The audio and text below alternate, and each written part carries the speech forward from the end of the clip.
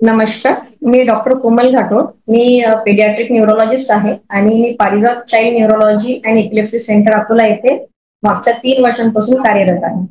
तर मला जे फिटचे जे पेशंट्स आहेत त्यांचे पॅरेंट्स जे वारंवार एक प्रश्न विचारतात तो म्हणजे की जर फिट किंवा फिटीची बिमारी इपिलेप्सी एखाद्या बाळाला डायग्नोज झाली तर त्यानंतर आपण काय प्रिकॉशन्स घ्यायला पाहिजे. तर सर्वप्रथम जेव्हा तुमचे पेडियाट्रिशियन किंवा पेडियाट्रिक न्यूरोलॉजिस्ट इपिलेप्सी डायग्नोज करून त्यांना काही मेडिसिन प्रिस्क्राईब करतात तर ती तुम्ही मेडिसिन वेळेवर घेतली पाहिजे आणि त्या डॉक्टरांसोबत रेग्युलर फॉलोअप मध्ये असायला पाहिजे. कारण की ह्या ज्या मेडिसिन्स आहेत यांचं जे काम आहे ते विशिष्ट टाइमसाठी असतं. तर त्यामुळे जर तुम्ही हा डोस मिस केला किंवा चुकवला तर त्याच्यानंतर बाळाला फिटीचं प्रमाण किंवा येण्याची किंवा वाढण्याची शक्यता असते. त्यानंतर बाळाचं जसं जसं वजन वाढतं आपल्याला बाळाच्या वजनानुसार या मेडिसिन्सचा डोस वाढवावा लागतो. तर त्याच्यामुळे तुमच्या पेडियाट्रिक न्यूरोलॉजिस्टशी फॉलोअप मध्ये राहणं खूप महत्वाचं आहे.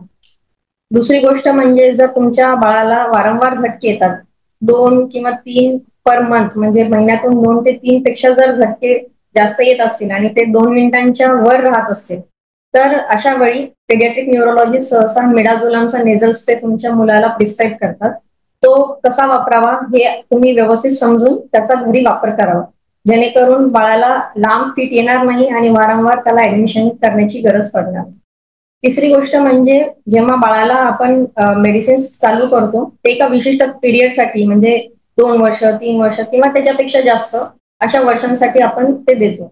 तर ते आपण मनाने बंद करू नये की कधी कधी पेशंट असं करतात 6-7 महिने त्यांना झटका नाही आला तर ते मेडिसिन बंद करतात.